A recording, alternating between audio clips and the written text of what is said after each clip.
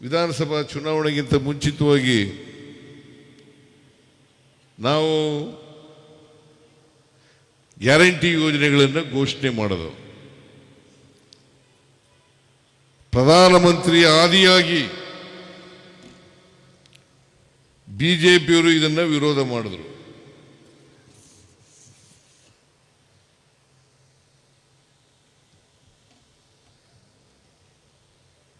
ಬಿಜೆಪಿಯವರು ವಿರೋಧ ಮಾಡಿದ್ರು.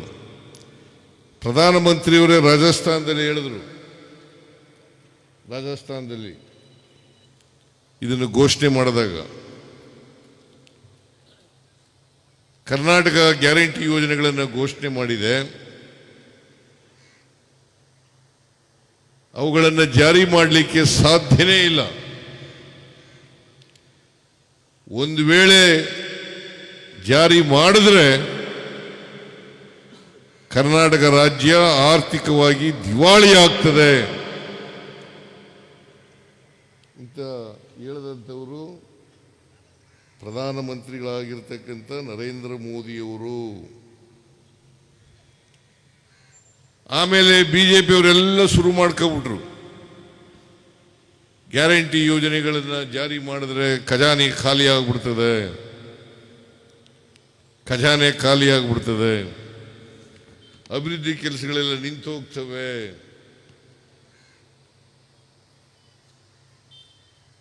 ಆಮೇಲೆ ಒಂದು ವರ್ಷ ಮಾತ್ರ ಈ ಗ್ಯಾರಂಟಿ ಯೋಜನೆಗಳನ್ನು ಮಾಡೋದು, ಒಂದು ವರ್ಷದ ನಂತರ ಮಾಡೋಕ್ಕಾಗಲ್ಲ.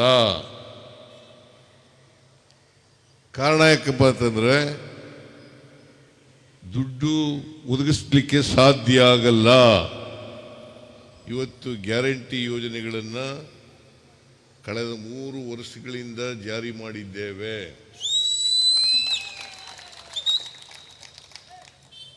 ಪ್ರತಿ ವರ್ಷ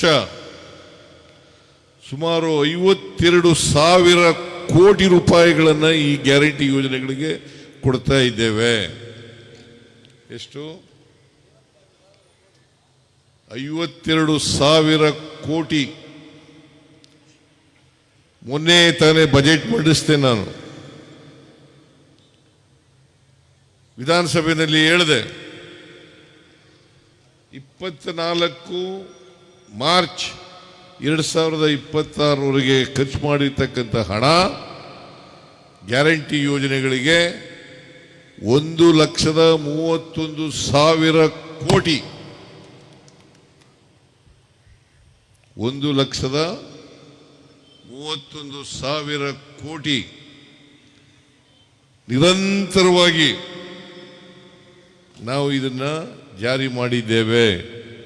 ನಾವು ಅಧಿಕಾರಕ್ಕೆ 2023 ಮೇ 20ನೇ ತಾರೀಕು ಬಂದವು. ಮೇ 20ನೇ ತಾರೀಕು ಅಧಿಕಾರಕ್ಕೆ ಬಂದವು. ನಾವು ಅಧಿಕಾರಕ್ಕೆ ಬಂದ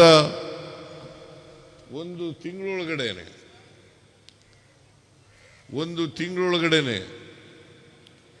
ಅಂದ್ರೆ 20ನೇ ತಾರೀಕು ನಾವು ಅಧಿಕಾರಕ್ಕೆ ಬಂದು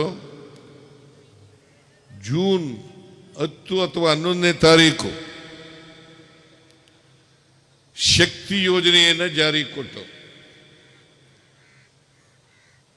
ಶಕ್ತಿ ಯೋಜನೆ ನಿಮಗೆಲ್ಲ ಗೊತ್ತಿದೆ. ಶಕ್ತಿ ಯೋಜನೆ ಅಂದ್ರೆ ಏನು ಅಂತ ಕೇರಳದಲ್ಲೂ ಕೂಡ ಜಾರಿ ಈಗ ಘೋಷಣೆ ಮಾಡಿದ್ದಾರೆ. ಕರ್ನಾಟಕದಲ್ಲಿ ಜನಸಂಖ್ಯೆ ಇರ್ತಕ್ಕಂಥದ್ದು 7 ಕೋಟಿ, ಸುಮಾರು 7 ಕೋಟಿ. ಅದರಲ್ಲಿ ಮಹಿಳೆಯರಿರ್ತಕ್ಕಂಥದ್ದು 3.5 ಕೋಟಿ. 3.5 ಕೋಟಿ ಮಹಿಳೆಯರು ಕೂಡ ಸರ್ಕಾರಿ ಬಸ್ಗಳಲ್ಲಿ ಫ್ರೀಯಾಗಿ ಓಡಾಡಬಹುದು.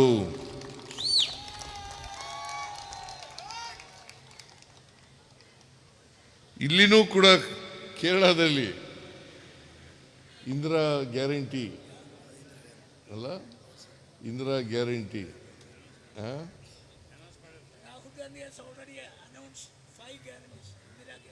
5 ಗ್ಯಾರಂಟಿ ಇಂದಿರಾ ಗ್ಯಾರಂಟಿಗಳು.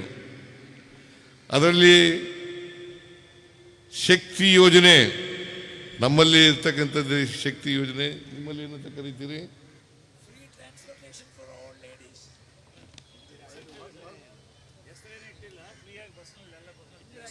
ಸರ್ಕಾರಿ ಬಸ್ಗಳಲ್ಲಿ ಫ್ರೀಯಾಗಿ ಟ್ರಾವೆಲ್ ಮಾಡ್ತಕ್ಕಂಥದ್ದು.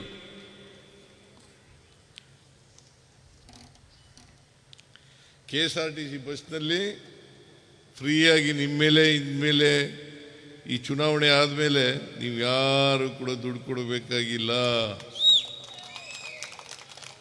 ಹೆಣ್ಮಕ್ಳು ಯಾರು ದುಡ್ಡು ಕೊಡಬೇಕಾಗಿಲ್ಲ. ಅದು ಕಳೆದ 3 ವರ್ಷದಿಂದ ನಾವು ಮಾಡ್ತಾ ಇದ್ದೀವಿ.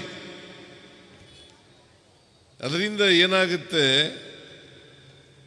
ನಿಮಗೆ ಬಸ್ಸು ಕೊಡ್ತಕ್ಕಂಥ ದುಡ್ಡಿದೆಯಲ್ಲ, ಟಿಕೆಟ್ ತಗೋಬೇಕಲ್ಲ, ಆ ದುಡ್ಡು ಉಳಿತಾಯ ಆಗುತ್ತೆ.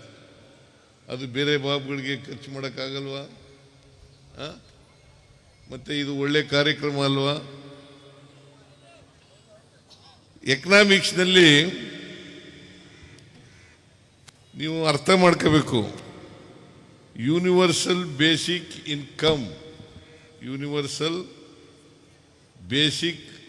ಇನ್ಕಮ್ ಅಂತ ಒಂದು ಥಿಯರಿ ಇದೆ, ಎಕನಾಮಿಕ್ ಥಿಯರಿ ಇದೆ.